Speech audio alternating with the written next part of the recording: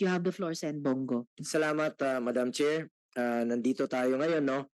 Para malaman ng katotohanan. Tandaan natin na ang katotohanan lang ang kakampi at poprotekta sa iyo, Miss Alice Guo. Huwag mo sayangin yung oportunidad na binigay sa iyo namin dito sa Senado. Just tell the truth. Yung totoo lamang po. Kasi dahil sa pagiging evasive mo noong mga nakaraan hanggang ngayon, kung ano-ano na pong mga insinuations, haka-haka, chismis at conspiracy theories ang kumakalat. Marami na pong nadadamay na mga inosente, pati po si former President Duterte ay kinokonekta sa iyo. Ayoko na sana bigyan ng panahon ang mga chismis, pero since nandito ka na at cited in contempt ka na, ayaw mo rin naman sagutin ang mga tanong ng mga kasamahan ko rito, mabuti nang klaruhin mo ang iba't ibang mga aligasyon. Total, di naman ito connected sa mga kaso mo.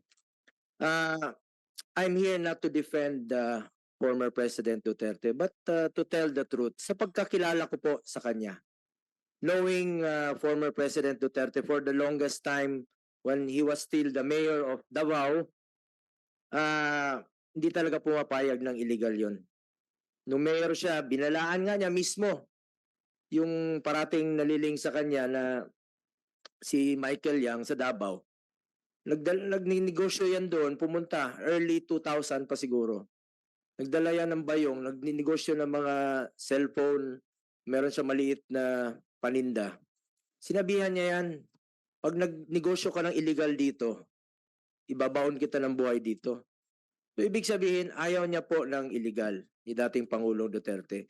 Lalo na nung naging presidente po siya, ayaw niya ng illegal sa kanyang pamumuno. Ako rin po mismo ay saksi rito, no? At for the record po, lahat ng gumagamit ng pangalan niya o ng pamilya niya o malapit sa kanya, parati niyang sinasabi, consider it denied. Huwag kayong maniwala kasi marami talagang gumagamit ng pangalan nung panahon na nasa pamumuno pa siya. Marami pong mga name dropper na gumagamit ng pangalan. Huwag ko kayong maniwala. Pag ginagamit po ang pangalan, masama po ang intention yan.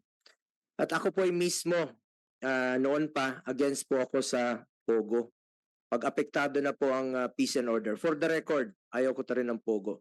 Lalo-lalo na po pag nag-aasik na po sila ng lagim, dyan po mismo sa mga condominium, dito, sa may malapit lang sa atin.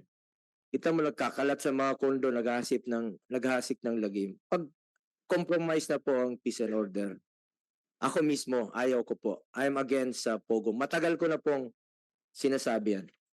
At lastly, to Miss Alice, kung may intention ka bang magsabi ng totoo dito, please lang po, sabihin mo na yan lahat. Yung totoo lamang po. Kung rerespetuhin ka pa dito, huwag kang maging evasive. Sabihin mo lang yung totoo. Huwag kang tumakas, huwag kang magsinungaling. Just tell the truth. Yung totoo lamang po. Salamat, Madam Chair. Salamat kaayo, Sen. Bong.